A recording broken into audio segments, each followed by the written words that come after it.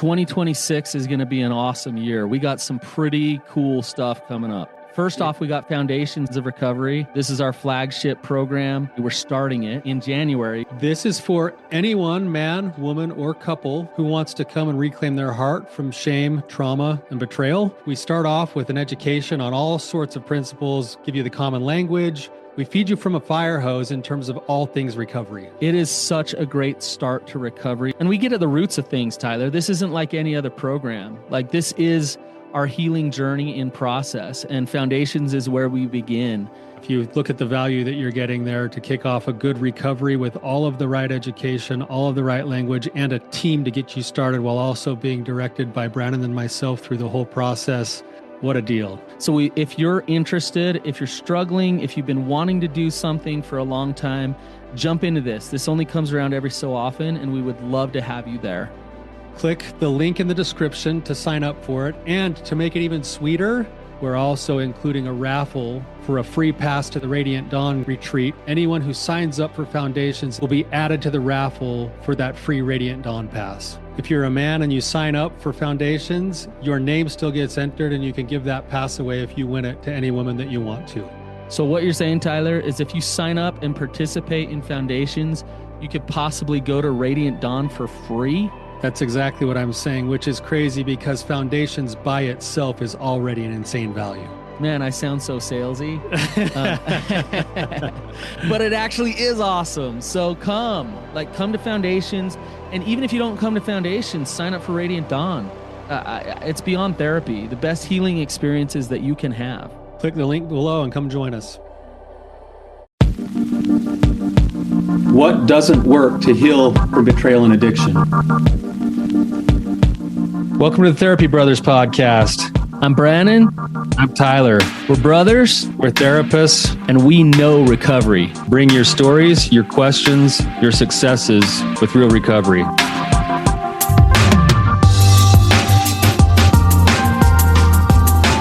Hey, Tyler, you ready to have some hard conversations?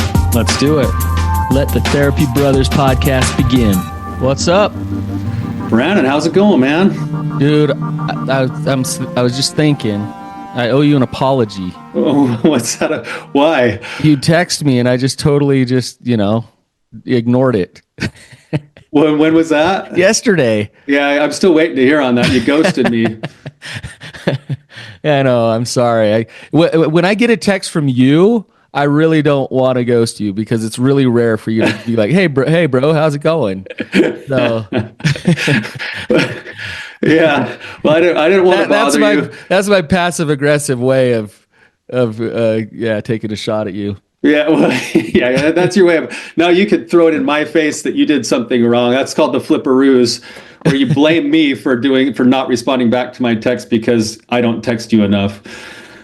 So thanks, man. I'll walk away from this feeling more guilty. No, but I actually hate when you text me because you got those green texts that come through. It's just like, oh, God, can't send any video, can't send any, just because you're holding strong. Hey, isn't it true that like they're making Apple actually make it so that they can be more friendly with other devices now? I don't want to get in this discussion with you. Yeah. But all I know is, yeah, I'm very happy to get texts from you, even if they are green. But I'm happy to get texts from you. So. Yeah, well, you still haven't responded, so you can text me after we're done here. That sounds good. Yeah.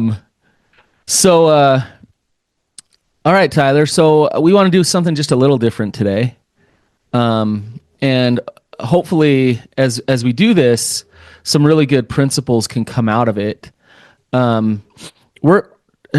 Dude, I woke up with gout. Today? Oh, 2 days ago. That's a stress thing, isn't it? I can't hardly walk.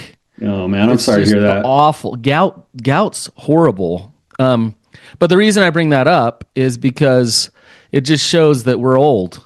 we're getting old, and we got some years behind us, and we have some seasoning and some experience. How many hours of therapy do you think you've done?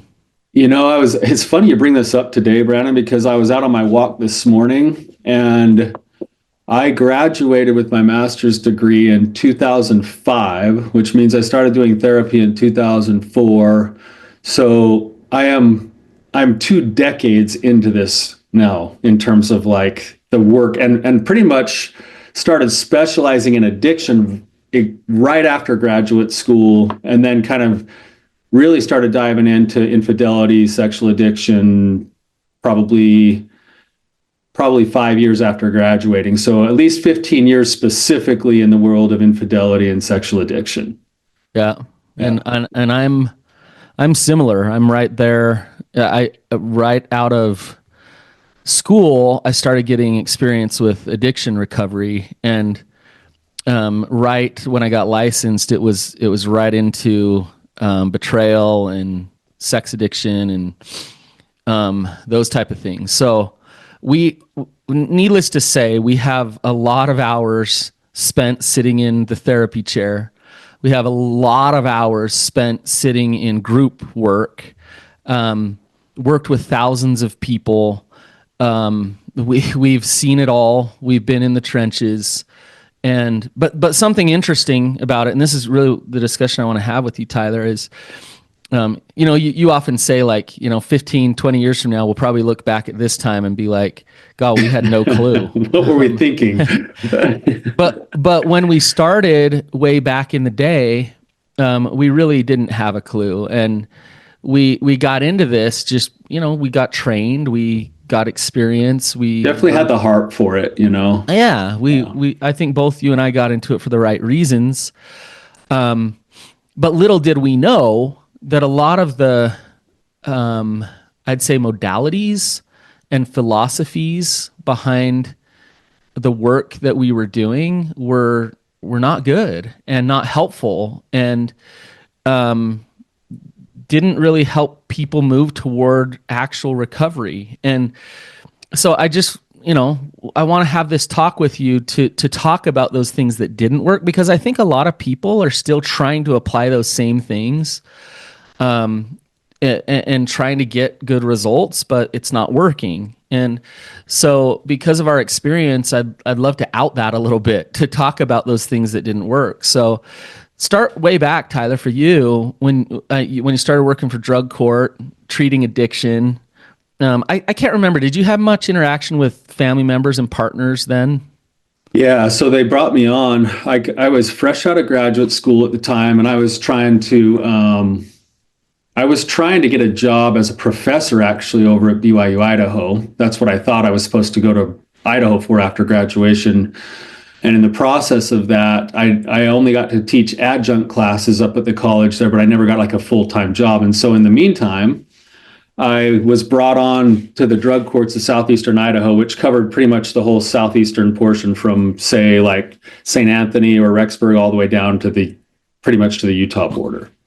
And the reason they brought me on was specifically to do the family and marriage stuff for all of the clients who were in the drug court program. So I worked a lot with partners. I worked a lot with parents. I worked a lot with the family members of the people who were participants. And then I also ran individual sessions and groups for the actual participants as well. So that's where I started. And even inside of that, when I started doing that kind of a work, I had been trained systemically as like a marriage and family therapist, but I was coming into a different system that was using kind of a traditional sort of sobriety / 12-step based model at the beginning when I started. And then over the course of the years that I worked for drug court, our treatment philosophies changed significantly over 5 or 6 years, and really started to really inform the way that I approached addiction and the healing side for family members. If we're being honest, I mean, the whole field of psychiatry is new. And mental health treatment, counseling, therapy, like this is new stuff. We don't have, hundreds of years to look at the efficacy of the things that the interventions that we've done. And so, like, it's interesting what you're saying is, 15, 20 years, that's really not that long, Tyler. And yet what you what you were doing then, you have changed. You've had how many iterations of changing how you actually approach this? And what I would guess is you've tried to rely on academia and evidence-based practices and those type of things. But now, for me at least, I rely on that a lot. I love certain modalities, but it's also like just the experience that I have of knowing what works and what doesn't. And a lot of those things that are just put in front of you as a young therapist, they just don't work. And so what wasn't working, Tyler, as you were learning, as you were shifting, and why did they change the way that you did the treatment? Yeah, well, and Brannon, you can speak to this. In fact, you probably ought to throw in your kind of journey as we go along too, so people can see how and why we might both see the way that we do, even though we're slightly different on things sometimes too. What I recognized, and this is something that I felt like there's a number of principles inside the world of recovery that sort of swing like a pendulum from one end to the other, Yes, back and forth as you go. And so one of those things was the principle. Let's just take one principle. When I started, like the number one principle in working with someone with an addiction, especially in the legal system, was accountability. Accountability. Like, you'd have different groups that were basically just accountability groups, or they'd call them call out groups, or they'd call them, like confrontation groups, where you'd be confronting people's integrity and their behaviors. And, it was really just to try to hammer them into saying, you got to be accountable at all costs. Right. And the truth is that the principle of accountability, at least in my mind, is a vital principle in the process of recovery, but the modality of the way that it was being taught sometimes was a little bit too far end of the pendulum swing. Have you seen me run groups like that? Do you remember, Brandon? You gifted me the opportunity. So I was working for the drug courts, and then you got out of graduate school and you were working for a different place, but then you started your own thing, and you were running some online groups, and you said, "Hey, Tyler, why don't you come be a co-therapist with me in a couple of these groups? Come shadow this, come be here with me." Yeah, come be here with me. And I think you were a little shocked. Like the first couple of groups that we ran, I was like, whoa, Brannon, like, dude, you don't have to, you're like a bulldog, man. Like you're like chomping on everything. Like every single time a dude says something, or like, I'm like, whoa, like, it's all right, man. You can slow play this a little bit. Yeah. Yeah. I love that you bring this up, Tyler, because I've been through this transformation myself. It's interesting because I think naturally I'm actually kind of soft-spoken and non-confrontational. And when I got trained as a young therapist, I was told that if you don't grow some thicker skin, addicts, and we called everybody addicts are going to eat your lunch. So you better toughen up, and you go into these groups and you are a bulldog, and you get in people's faces if you need to. You hold them accountable. You get the group to hold them accountable. Like, you lay it down. And I got really good at that. And I don't think that was effective.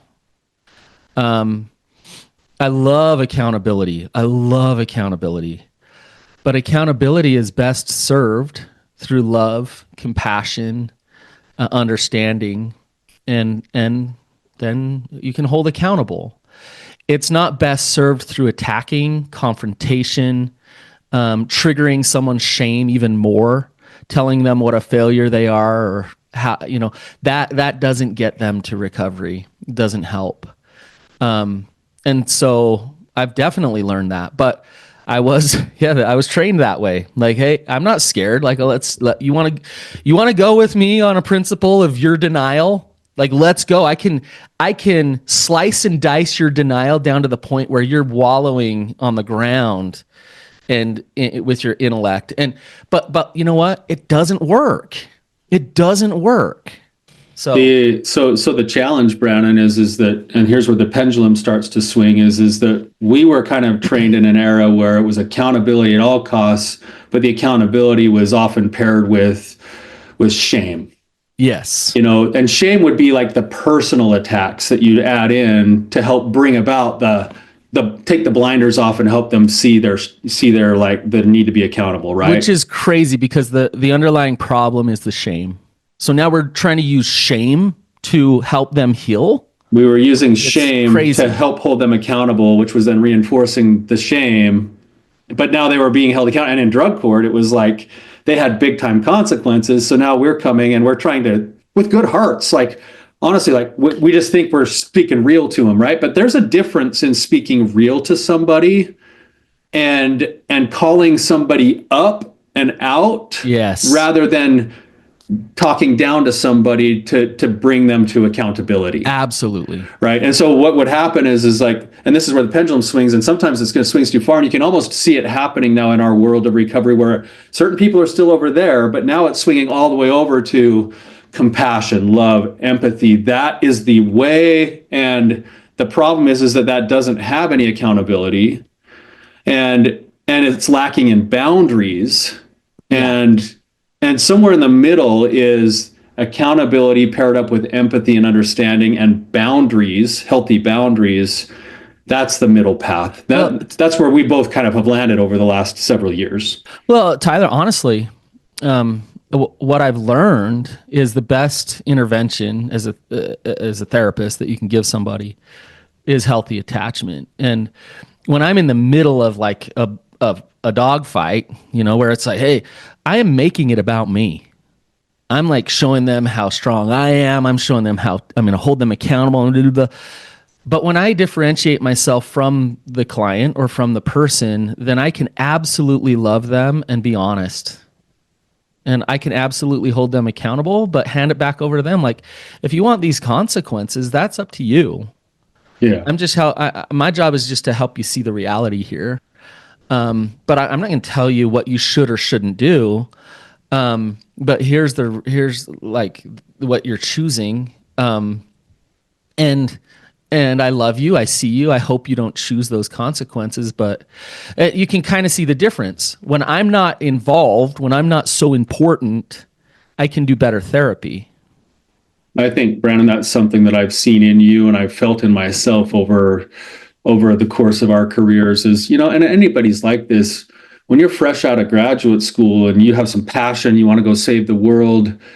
Most therapists get into therapy because they want to help other people, and they run the risk of wanting to be the savior for other people. Right. And over the course of the years, I think both you and I have realized that we're not that.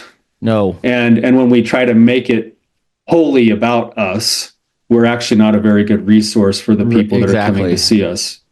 It doesn't allow us the freedom to actually be as authentic as if you cannot take whatever's coming personally and not let your clients like have to tell you you're amazing.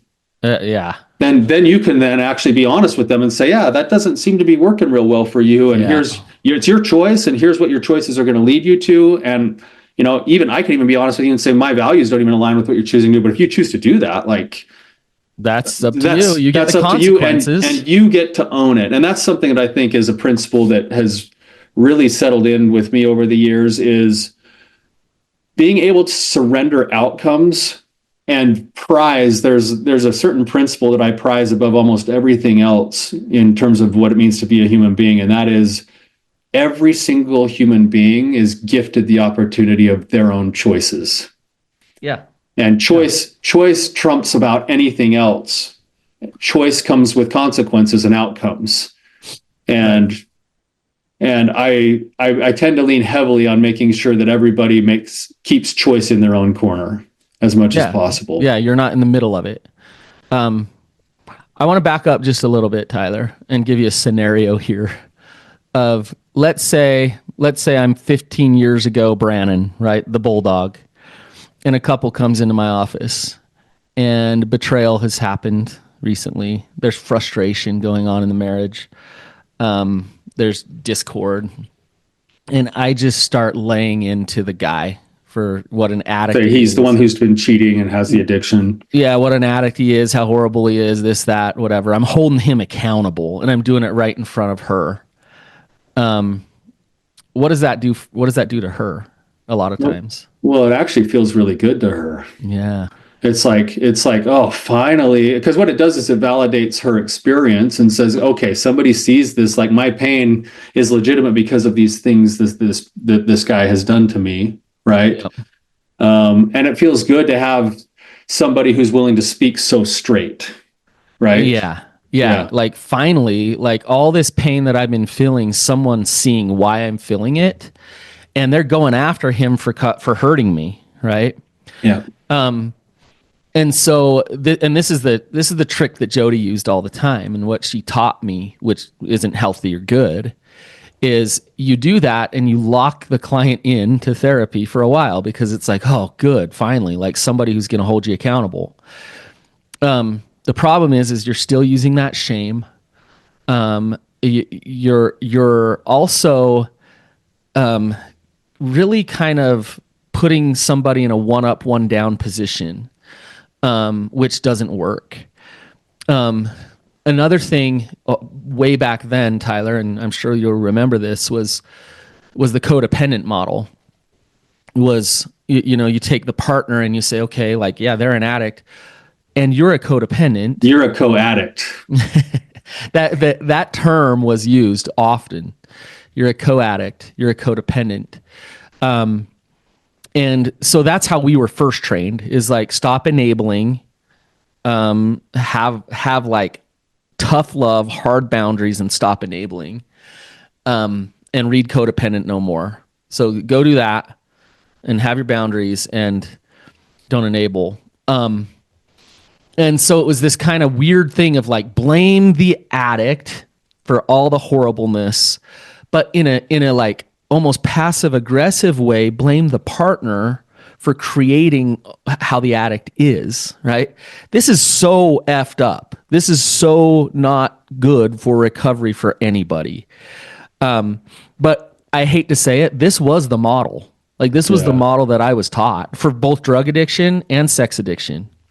Yeah, well, I think the challenge to that, Brannon, is what you just described, is that inside of both sides of that, you can see that there's some true principles laced into it, but the way that it gets taught and dispersed is where the problem lies. Yes. Right? So someone who's been betrayed and maybe is in a relationship where there is some level of, tendencies towards codependency, not being able to stand on my own 2 feet or set my own boundaries or whatever, they'd be called the co-addict, and then they'd be say, hey, it's all your fault. You need to do this, and this.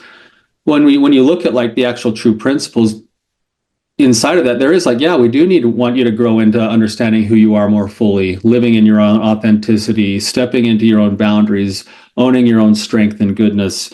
Like, we want you to do all of that because because what you've been doing hasn't been feeding that at all. Right. But the way that was dispersed was with shame and blame. And yet the principles, some of the principles underneath it are true, and they actually resonate with a lot of the people that we work with. And the same would be true for the addict side is like, look, you do need to have somebody there to kind of be some structure for you to see your own denial, but we can help you do that. And this is where I think you and I both change, is we can help you do that by treating you in your humanity and by being firm with certain boundaries without having to make it cutting and personal. Right. It's interesting where it went, Tyler. You talk about pendulum swings. So from codependency, we swung the pendulum, right? Yeah. Over to betrayal trauma.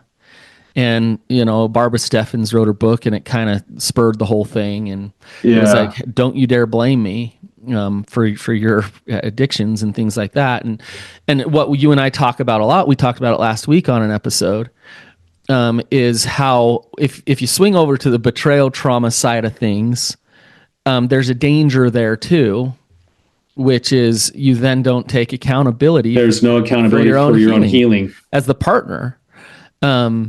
And you are completely justified to stay stuck in a victim stance.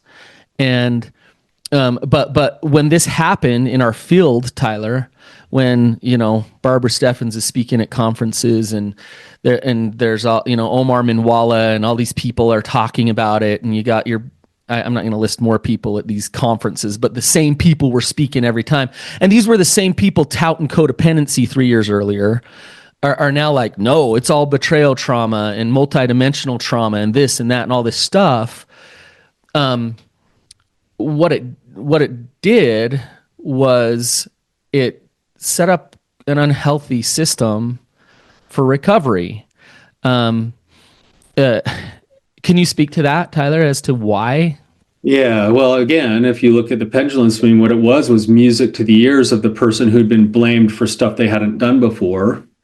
And it felt really good. So absolutely, that feels good. It felt good, and there was some validity to it.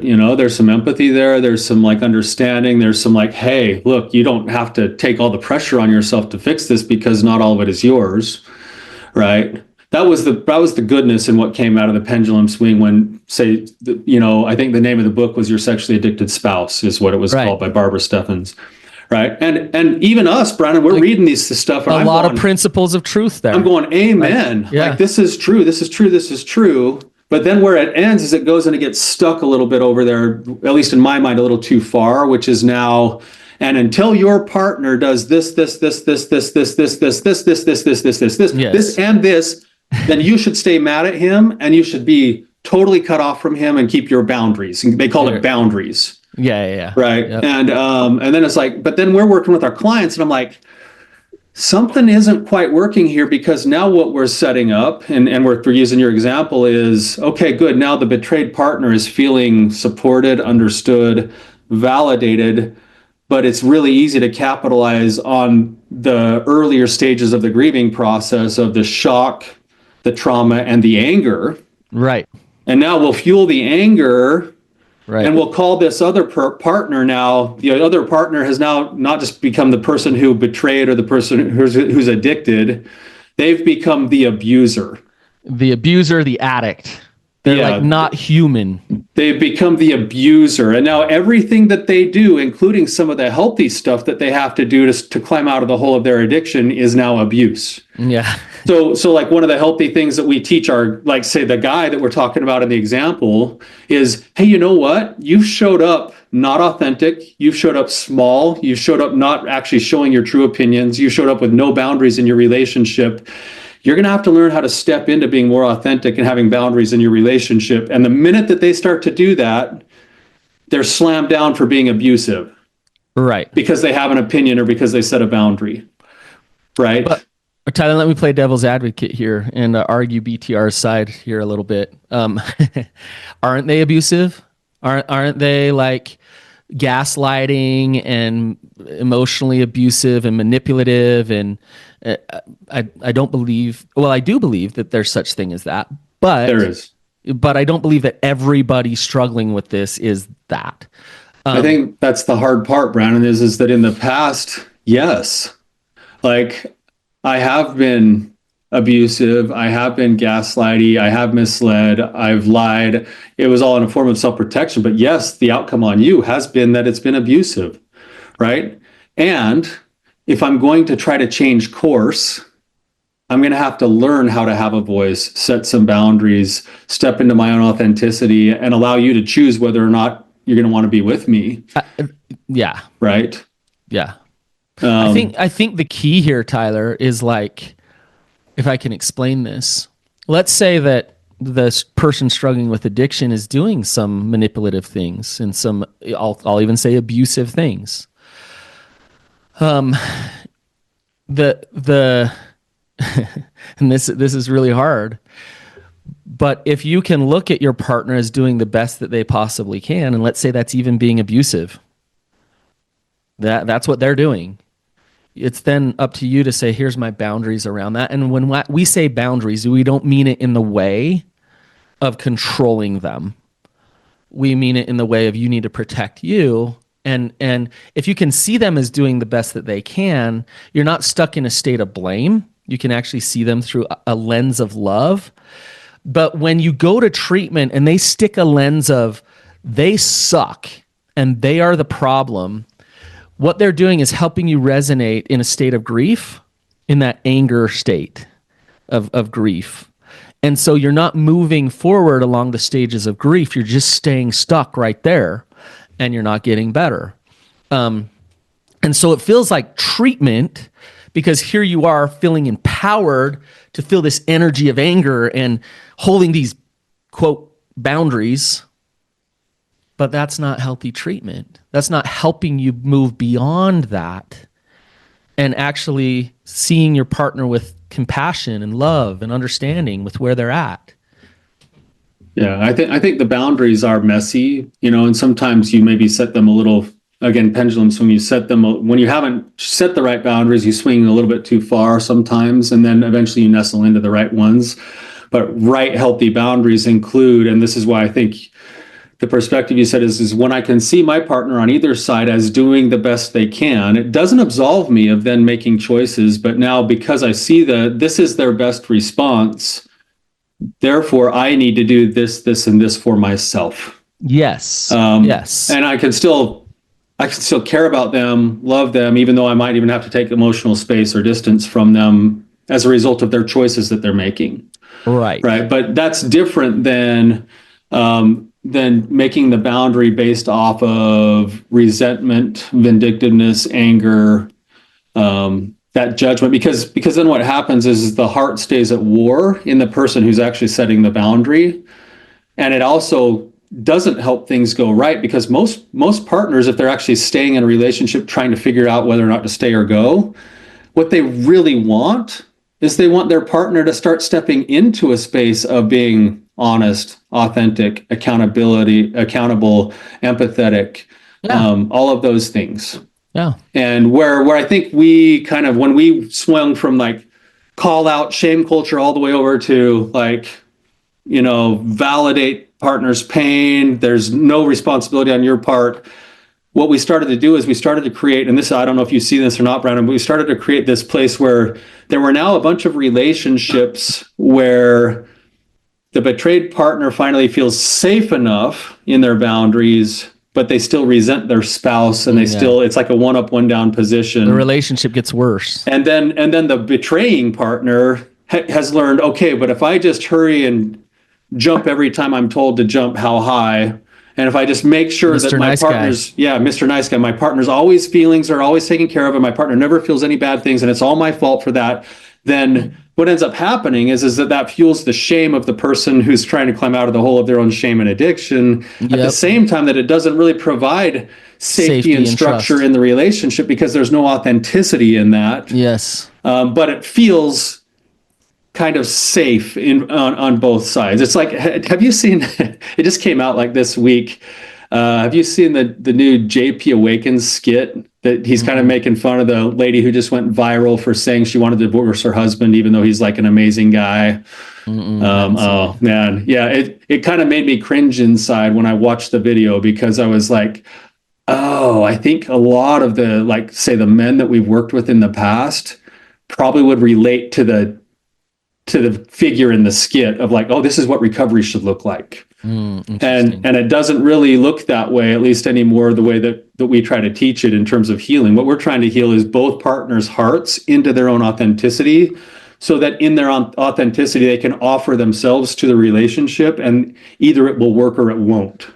You just right there kind of finally hit on it. I feel like we're running out of time, and there's a whole other segment, there's a whole other progression into what we believe and what we do now. And you kind of said it there, where, and it's honestly, Tyler, it's the way that we approach treating trauma now, where we focus more on your individual healing, finding peace within yourself, inside, healing your heart, trusting yourself, knowing yourself, being conscious, understanding your power, those type of things. When you're grounded like that, and you do that work, and you desensitize a lot of the trauma triggers, and know that your trauma doesn't define you, then all of the things with the relationship start to naturally get better as a result, because as an individual, each partner can show up with strength, with integrity, which then leads to trust, which then leads to things like intimacy and things like that. So I just tried to fly through that, but our approach has shifted more into that, hasn't it? Yeah. And it seems to be, again, Brannon, we'll be talking about this 10 or 15 years from now, and we'll probably be making adjustments as we go. I was thinking when you said that earlier today, if I were to go back to like a decade ago and talk to some of my clients who actually really did get better, and they looked at how I do things now versus then, they'd say, wow, Tyler, you've made a lot of adjustments. Like, you do things really differently, even though I think at the core, the principles that helped them get better then would be the same principles that help now. It's just a matter of the way that they're being taught and reinforced is probably a little bit different than it was, or a lot different than it was in the past. I cringe when I think of some of the stuff I've done in the past, and I'll admit to that. And I thought I was doing the right stuff. I really did. Good intentions, right? Yeah, and I just think of when I wasn't the greatest therapist, I still had clients just thrive and do well and get better. And to me, if anything, that proves that kind of that inner work and that drive and that willingness, that self-determination. I might have been a crappy therapist, and those people, they still used me to help themselves get better. That in spite of me, they were determined to help themselves change the outcomes of their life. And it's actually kind of awesome to think about. And I think, Tyler, we're more we're more we're big time assets for people to step into who they are now, and so we're instruments and tools to help people do that, but ultimately that is within themselves. Right? The power is already within every single individual, which is really encouraging to me when you think about that. Yeah. So Tyler, good discussion. I think we could go on and on. We kind of scratched the beginning, the surface of our journey. We talked about like the first couple of years. There's definitely been some changes over the years. So yeah. So you guys, thanks for listening. Hopefully this got you thinking, if nothing else. And until next time, keep on keeping on.